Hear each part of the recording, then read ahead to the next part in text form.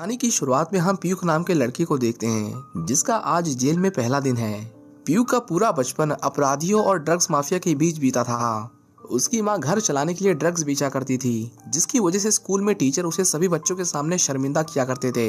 जल्द ही पुलिस ने उसकी मां को रंगे हाथों पकड़ लिया, जिसके बाद उन्हें 24 साल की सजा सुना दी गई और तब से ही पीयूष एक अनाथ की जिंदगी जी रहा है। एक दिन जब वो पास की राशन की दुकान पर कुछ लेने गया तो वहाँ खड़ा एक आदमी उसकी माँ के बारे में गंदी गंदी बातें करने लगा। उसने यहाँ तक कह दिया कि उसकी माँ वेश्या थी, जिसके बाद पीयूष का गुस्सा फूट पड़ा। पीयूष की गर्लफ्रेंड पर ने उसे वहाँ से जाने के लिए कहा, लेकिन जब उस आदमी ने पर को भी अपनी रखेल बनाने को कहा तो पीयूष से ये बर्दाश्त नहीं हुआ और बिना कुछ सोचे समझे उसने वहीं पर उसे गोली मार दी। इसके बाद हम पीयूष को एक इंटेरोगेशन रूम में देखते हैं, जहाँ एक पुलिस वाला उसे बुरी तरह पीट रहा होता है। अब क्योंकि पीयूष की उम्र 18 साल से कम थी, इसलिए उसे कड़ी सजा के लिए जेल नहीं भेजा गया, बल्कि सुधार के लिए यूथ डिटेंशन सेंटर में डाल दिया गया। आपको लग रहा होगा कि शायद यहाँ जिंदगी आसान होगी, पर अफसोस ऐसा नहीं था। ये जगह उतनी ही बुरी थी जितनी की एक असली जेल। बस फर्क इतना था, यहाँ कैदियों की जगह कम उम्र के लड़के थे। यहाँ भी ताकतवर लोग कमजोरों को दबाते थे और इंसानियत नाम की चीज कहीं नजर नहीं आती थी। पीयूष के साथ एक और लड़की को यहाँ लाया गया था, जिसका नाम फ्लूक है। उसका गुनाह यह है कि वो ड्रग्स बेचते हुए पकड़ा गया था। अंदर आते ही वार्डन ने दोनों से कुछ सवाल किए, लेकिन जब उसने पीयूष की आंखों में डर नहीं देखा तो उसने उसे सजा देने का मन बना लिया। वार्डन ने कड़क आवाज में कहा, मुझे फर्क नहीं पड़ता तू कहाँ से है, लेकिन अगर तूने मुझे आंख दिखाई तो मैं तेरा यहाँ जीना मुश्किल कर दूंगा।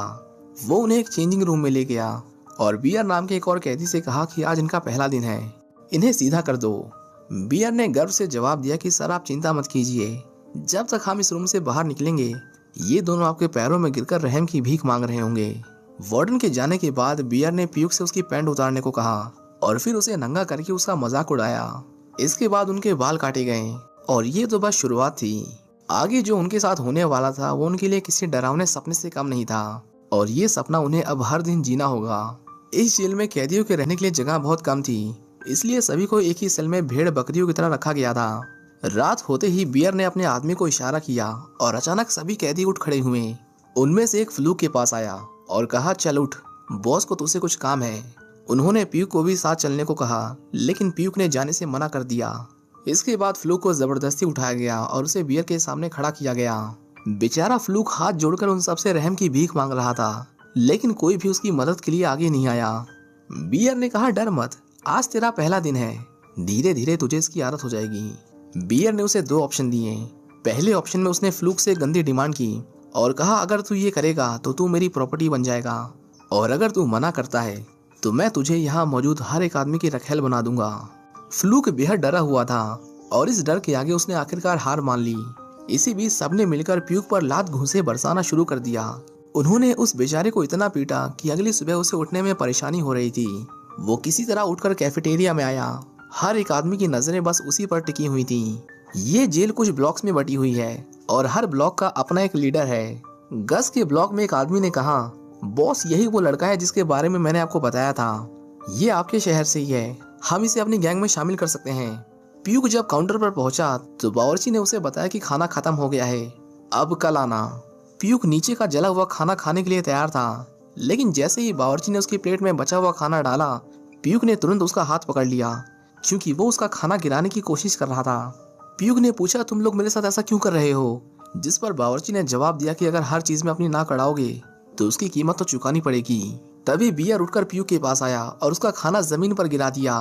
गस के आदमी को लगा कि अब तो ये लड़ाई जरूर करेगा, लेकिन पीयूष ने कुछ नहीं किया और चुपचाप जमीन से खाना उठाकर खाने लगा। सबको लगा कि वो पागल है, लेकिन गस ने कहा उसने सही किया, अगर मैं उसकी जगह होता तो मैं भी यही करता, क्योंकि अगर वो खाएगा नहीं तो भूखा मर जाएगा। इसके बाद सभी कैदियों को नहाने के लिए ले जाया जाता है। पीयूष चुपचाप नहा रहा था, तभी बियर और उसके लोग उसे घेर लेते हैं। बियर ने कहा, तुझे क्या लगता है यहाँ तू हर चीज फ्री में इस्तेमाल करता रहेगा और हम बस देखते रहेंगे? यहाँ हर चीज का बिल देना पड़ता है। उन्होंने पीयूष को घुटने के बल बैठने को कहा, लेकिन जब उसने मना किया तो उसके साथ जबरदस्ती की गई। उनके रूल्स के अकॉर्डिंग पीयूष को 5 लातें खानी थी। पहली लात बियर ने मारी। इसके बाद उन्होंने फ्लूक को बुलाया और कहा, इसे मार। फ्लूक ने मना किया तो उसे धमकी दी गई कि अगर उसने पीयूष को नहीं मारा तो उसे भी वही सजा भुगतनी होगी जो इस लड़के को दी जा रही है। फ्लूक को आखिरकार उनकी बात माननी पड़ी, लेकिन वो पीयूष को ज्यादा चोट नहीं पहुंचाना चाहता था, इसलिए उसने उसे हल्के से लात मारी। अब सिर्फ 2 लातें बची थीं और बियर नहीं चाहता था कि प्यूक बच जाए, इसलिए उसने अपने आदमी को उसे मारने को कहा। प्यूक समझ गया था कि इस बार उसे बहुत जोर की चोट लगेगी, इसलिए उसने खुद को बचाने की कोशिश की। उसकी हिम्मत देखकर बियर का गुस्सा भड़क उठा और उसने अपने लोगों के साथ मिलकर उसे फिर से बेरहमी से पीटा। प्यूक कुछ देर के लिए बेहोश हो गया और सब उसे उसी हालत में छोड़कर चले गए। इसके बाद हमें एक फ्लैशबैक दिखाया जाता है जिसमें हम छोटे प्यूक को देखते हैं जो पैसे कमाने के लिए बॉक्सिंग कर रहा था। जब वो मार खाकर घर वापस लौटा तो उसकी माँ ने उससे पूछा, तुम्हें ये सब करने की क्या जरूरत थी? प्यूक ने कहा, आप ड्रग्स बेचती हैं, इसलिए लोग मेरा मजाक उड़ाते हैं। मैं नहीं चाहता कि मैं भी ड्रग्स के पैसों पर पलकर बड़ा हूँ। इसके बाद कहानी प्रेजेंट में लौट आती है। वार्डन ने प्यूक को उठाया और कहा, मुझे तो 5 मिनट में बाहर चाहिए, नहीं तो अगर मुझे फिर से आना पड़ा तो तेरी हालत इससे भी बदतर कर दूंगा। फ्लूक वहीं खड़ा उसका इंतजार कर रहा था। वो प्यूक के पास आया और उससे माफी मांगी। पहली बार दोनों को एक दूसरे के नाम पता चले और फ्लूक ने उसे खाने के लिए एक ऑरेंज भी दिया। वहीं दूसरी ओर वार्डन बियर से कहता है कि तुम मेरी परेशानी बढ़ा रहे हो। बियर को जब पता चला कि फ्लूक अंदर उसे ऑरेंज देने गया था तो उसे उस पर बहुत गुस्सा आया। वार्डन ने कहा, मेरी सिगरेट खत्म होने से पहले तुम्हें इसके साथ जो करना है कर लो, उसके बाद मैं अलार्म बजा दूंगा। वार्डन के जाते ही बियर ने फ्लूक को पीटना शुरू कर दिया। बाकी सारे लोग पीछे खड़े होकर चुपचाप उसे मार खाते हुए देख रहे थे, लेकिन कोई भी उसे बचाने नहीं आया। जब प्यूक ने देखा कि फ्लूक को पीटा जा रहा है तो वो बीच में कूद पड़ा और कहा, अगर मर्द का बच्चा है तो मुझसे लड़। प्यूक ने एक आदमी को इतनी जोर से लात मारी कि वो बेहोश हो गया। इससे पहले की बात और बिगड़ती, गोल्फ बीच में आ गया और कहा, बस ये सब यहीं रोक दो। वो दोनों को अपने ब्लॉक में शामिल करना चाहता था, लेकिन बियर ने कहा, ये इतना आसान नहीं है, ये दोनों मेरे शिकार हैं। कुछ देर बाद गस वहां आया और बियर के सामने खड़ा हो गया। काफी गर्मा गर्मी के बाद आखिरकार बियर उन दोनों में से किसी एक को देने को राजी हो गया, जिसके बाद गोल्फ ने प्यूक को चुना। अब प्यूक उनकी गैंग का हिस्सा बन चुका था और उसे हाथ लगाने का मतलब था पूरी गैंग से टकराना। उस रात जब सभी सो रहे थे, गस ने देखा कि प्यूक सो नहीं रहा है। प्यूक ने पूछा, तुमने मुझे ही क्यों बचाया और मेरे दोस्त को उन हैवानों के बीच क्यों छोड़ दिया? इस पर गस ने जवाब दिया कि तुम उसकी तरह नहीं हो। वो लड़का जिद्दी नहीं है, वो लोग जो उसे कहेंगे वो वही करेगा और किसी तरह जिंदा रह जाएगा, लेकिन तुम उन लोगों के बीच एक हफ्ता भी नहीं टिक पाते। प्यूक ने उन्हें उसकी जान बचाने के लिए शुक्रिया कहा। गोल्फ उसे एक लकड़ी का चाकू देता है और कहता है, जान बचाने के लिए शुक्रिया कहा। गोल्फ उसे एक लकड़ी का चाकू देता है और कहता है कि मैंने इसे अपने हाथों से बनाया है, अगर कभी जरूरत पड़े तो इसका इस्तेमाल करना। उस रात प्यूक आराम से सो गया, लेकिन फ्लूक के लिए ये रात बहुत मुश्किल रही। प्यूक की मदद करने के लिए बियर और उसके दोस्त ने उसे पूरी रात पीटा, जिसकी वजह से उसकी तबीयत बहुत खराब हो गई। अगली सुबह जब सभी कैदियों को बाहर लाया जा रहा था तो गोल्फ ने देखा कि प्यूक अभी तक सो रहा है। उन्होंने उसे उठाने की कोशिश की पर वो नहीं उठा। कुछ पल के लिए उन्हें लगा कि कहीं प्यूक मर तो नहीं गया, लेकिन तभी अचानक प्यूक उठ गया और उसने गोल्फ की गर्दन पर चाकू रख दिया। जब प्यूक को होश आया तो उसे याद आया कि अब वो उन हैवानों के बीच नहीं है। इसके बाद हम देखते हैं कि प्यूक की जिंदगी धीरे धीरे पहले से बेहतर होने लगती है। वो उन लोगों के बीच खुश रहने लगा था। कभी कभी गस अपने हिस्से का खाना उसे दे दिया करता था और पेट भर खाना मिलने की वजह से उसकी तबीयत भी जल्दी ठीक हो गई। वहीं दूसरी तरफ हम फ्लूक को देखते हैं, जिसकी किस्मत प्यूक जितनी अच्छी नहीं थी। बियर और उसके दोस्त उसे हर दिन मेंटली टॉर्चर करते थे। ऐसा लग रहा था कि फ्लूक किसी भी पल हार मान लेगा। कुछ दिनों बाद पर प्यूक से मिलने आती है। उसे देखकर प्यूक के चेहरे पर एक हल्की सी मुस्कान लौट आई, लेकिन उसे इस बात का अंदाजा नहीं था कि उसकी ये खुशी ज्यादा देर तक टिकने वाली नहीं थी। पर उसे बताती है कि उसकी माँ अब इस दुनिया में नहीं रही, उन्होंने जेल में ही अपनी आखिरी सांस ली। ये सुनते ही प्यूक की आंखें भर आती हैं। वो खुद को रोक नहीं पाता और फूट फूट कर रोने लगता है। पर कहती है कि मैं सिर्फ तुम्हें ये बताने आई थी कि उनका अंतिम संस्कार हो चुका है और अब से मैं तुमसे मिलने नहीं आऊंगी। प्यूक ने कहा, मेरा तुम्हारे अलावा इस दुनिया में कोई नहीं है, मुझे छोड़कर मत जाओ। उसकी आंखों में आंसू थे, फिर भी उसने पीछे मुड़कर नहीं देखा और चुपचाप वहां से चली गई। इसी बीच हम गस को देखते हैं जो अपने पिता से बात कर रहा था। उन्होंने कहा, मैंने तुम्हारे लिए स्कूल और नौकरी का इंतजाम कर लिया है, यहाँ से बाहर निकलकर तुम फिर से एक आम जिंदगी जी पाओगे। गस को यहाँ सजा काटते हुए 10 साल से भी ज्यादा हो गया था और वो अपने पिता के साथ एक नई शुरुआत करना चाहता था। लेकिन जैसे ही उसे पता चला कि उसके पिता अभी भी उसकी सौतेली माँ के साथ रह रहे हैं, उसका गुस्सा फूट पड़ा। वो कुछ नहीं बोला और बस चुपचाप उठकर वहाँ से चला गया। प्यूक अपने दुखों से उभरने की कोशिश कर ही रहा था कि तभी उसने देखा कि बियर गोल्फ को मारने की कोशिश कर रहा है। उसे बचाने के लिए वो बीच में कूद पड़ा, पर तभी वार्डन वहाँ आ गया और उसने सभी को जमीन पर लेटने को कहा। बियर की हरकतें अब हद पार कर रही थीं, जिसकी वजह से दोनों ब्लॉक्स के बीच टेंशन बढ़ती ही जा रही थी। गस ने कहा अगर तुम ऐसे ही रहे तो मुझे तुम्हारा कुछ करना पड़ेगा। पर बियर यही तो चाहता था। वो चाहता था कि वो दोनों लड़ें और फैसला हो ही जाए कि कौन ज्यादा ताकतवर है। उसी रात जब सब सो रहे थे तो बियर अपने दोस्तों के साथ फ्लूक के पास गया। उसने उसे घूरते हुए कहा, अब मुझे इसकी कोई जरूरत नहीं, इसके साथ जो करना चाहते हो कर लो। फ्लूक के लिए अब पानी सर के ऊपर जा चुका था। उसने लड़ने की कोशिश की, लेकिन इससे सामने वालों का गुस्सा और भड़क गया और उसके बाद उन सभी ने बारी बारी से उसका रेप किया। जेल की उन 4 दीवारों में इंसानियत ने अपना दम तोड़ दिया था। फ्लूक मदद के लिए चीखता रहा, बार बार वार्डन को पुकारता रहा, लेकिन कोई उसकी मदद के लिए आगे नहीं आया। वो सीढ़ियों पर अधमरी हालत में किसी ठंडी लाश की तरह पड़ा हुआ था। पर तभी उसने बियर और उसके दोस्तों को बात करते हुए सुना। वो ब्लेड को पीस कर उसका चूरा बनाते हैं, जिसे वो कल प्यूक के खाने में मिलाने वाले थे। अगले दिन उन्होंने बावर्ची के साथ मिलकर अपनी चाल चल दी और अब बस उन्हें इंतजार करना था। गस के ग्रुप में सब मिल बांटकर खाना खाते थे, इसीलिए यह पक्का नहीं था कि ब्लेड वाला खाना प्यूक ही खाएगा। बियर ने कहा कोई भी मरे उससे फर्क नहीं पड़ता, बस कोई ना कोई आज मरना चाहिए। आखिर में जब वो प्लेट प्यूक के हिस्से में आई तो उसके खाने से पहले ही फ्लूक ने उसे वो प्लेट छीन ली और उसका सारा खाना खा गया। ब्लेड उसके गले को चीरते हुए उसके पेट तक पहुंच गया, जिसकी वजह से वो तड़पने लगा। प्यूक ने उसे बचाने की कोशिश की, लेकिन गस ने उसे समझाया कि इससे उसे और तकलीफ होगी, हम उसे नहीं बचा सकते। उसकी मौत ने दोनों गुटों के बीच टेंशन बढ़ा दी, जिसके बाद गस आखिरकार गैंग वॉर के लिए तैयार हो गया। उन्होंने लड़ने के लिए कल का टाइम चुना, जब वार्डन और बाकी के गार्ड्स दूसरे कामों में बिजी होंगे। प्यूक अपने दोस्त की मौत से गहरे पछतावे में था। वो किसी से बात नहीं करता, पर गस उसे समझाता है कि जो होना था वो हो चुका है, तुम उसे नहीं बदल सकते। कल उसकी जगह मैं हो सकता हूँ या यहाँ खड़ा कोई भी आदमी, तुम किस किस की मौत का पछतावा करोगे। इसके बाद सभी ग्राउंड में इकट्ठा हुए। गस ने काफी देर तक बियर का इंतजार किया, लेकिन जब वो नहीं आए तो उन्हें लगा कि शायद वो डर गए होंगे, पर ऐसा नहीं था। गोल्फ ने देखा कि वो इसी ओर आ रहा है। सभी ने अपने अपने हथियार निकाले और एक दूसरे के ऊपर टूट पड़े।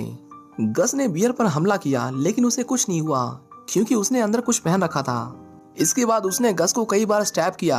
उनकी चीख पुकार सुनकर गार्ड्स ने तुरंत अलार्म बजाया, जिसके बाद वार्डन ने उनकी लड़ाई रुकवाई। उसने बारी बारी सभी को डंडे से पीटा, लेकिन कोई भी ये नहीं बताता कि ये फाइट किसने शुरू की थी। आखिर में सबको अपने अपने ब्लॉक में भेज दिया गया। प्यूक ने देखा कि गस इतनी गर्मी में भी कंबल ओढ़कर सो रहा था।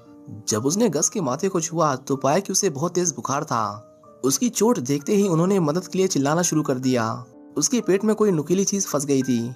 गोल्फ ने उसे निकालने की कोशिश की, पर उससे होने वाला दर्द गस के लिए बर्दाश्त से बाहर था। उधर प्यूक लगातार मदद की गुहार लगाता रहा, सभी उसे जानबूझकर नजरअंदाज कर रहे थे। गस समझ चुका था कि अब उसके पास ज्यादा वक्त नहीं बचा। उसने प्यूक को देखा और कहा, ये सब लोग भी हमारी तरह ही हैं। इनका ना कोई घर है ना कोई परिवार। मेरे बाद ये सब तुम्हारे भरोसे हैं, इनका ख्याल रखना। उस रात गस ने अपनी आखिरी सांसें ली और उसकी मौत के साथ ही चारों ओर सन्नाटा पसर गया। जब गस के पिता को पता चला कि उनका बेटा अब इस दुनिया में नहीं रहा तो वो पूरी तरह टूट गए।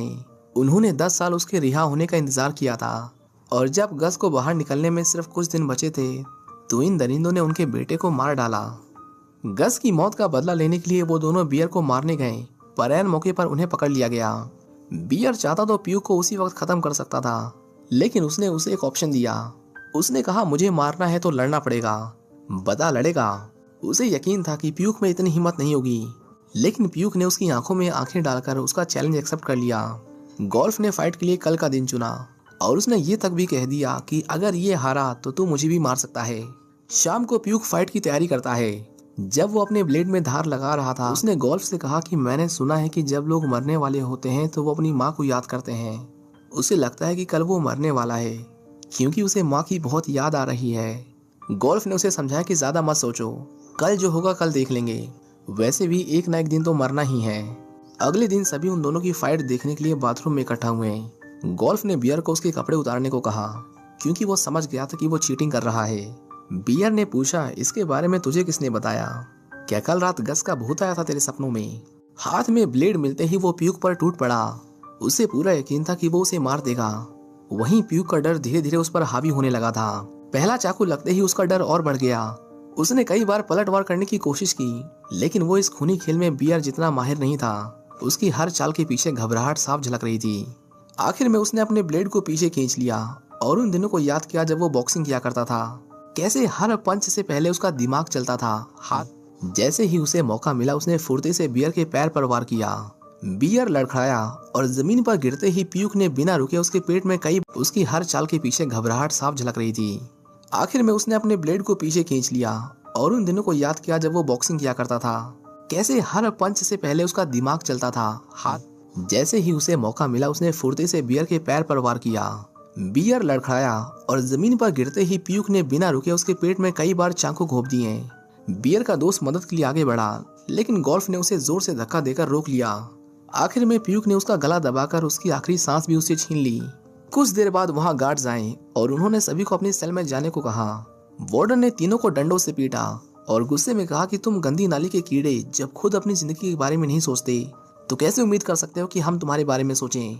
उन्हें पीटने के बाद उसने उन दोनों को सेल में बंद कर दिया। गोल्फ ने कहा ज्यादा सोचो मत, हमने कुछ गलत नहीं किया। उसके मरने से यहाँ की जिंदगी आसान ही हुई है। अगली सुबह जब गोल्फ की आंखें खुली तो उसने देखा कि पीयूष पूरी रात जागकर बाहर देख रहा था। कुछ समय बाद वार्डन वहां आया, लेकिन इस बार उसके हाव भाव कुछ अलग ही थे। वो उन दोनों के लिए खाना लाया था और वो भी बहुत टेस्टी खाना। उसने कहा अगर तुम हमेशा यही खाना चाहते हो तो तुम्हें यहाँ से जाना होगा। जब तक तुम यहाँ हो तुम्हारी जिंदगी बेहतर नहीं होने वाली। वार्डन उन दोनों को बाहर ले गया और उन्हें बताया कि उन्हें अलग अलग जेलों में ट्रांसफर किया जा रहा है, जहाँ की जिंदगी यहाँ से लाख गुना बेहतर है। गोल्फ और पीयूष ने वार्डन को उनकी दरिया दिली के लिए थैंक यू कहा और जब उन्हें गाड़ी में बैठाया जा रहा था तो दोनों ने एक दूसरे को आखिरी बार देखा और मन ही मन एक दूसरे को अलविदा कहा। पीयूष ने यहाँ रहकर जिंदगी के बारे में बहुत कुछ सीखा था, लेकिन अब उसे अपने आगे की सजा अकेले काटनी थी। वार्डन ने उन्हें ये उम्मीद देकर तो भेजा था कि दूसरी जेल में उनकी जिंदगी बेहतर होगी, लेकिन इस बात में कितनी सच्चाई थी ये तो वहां जाकर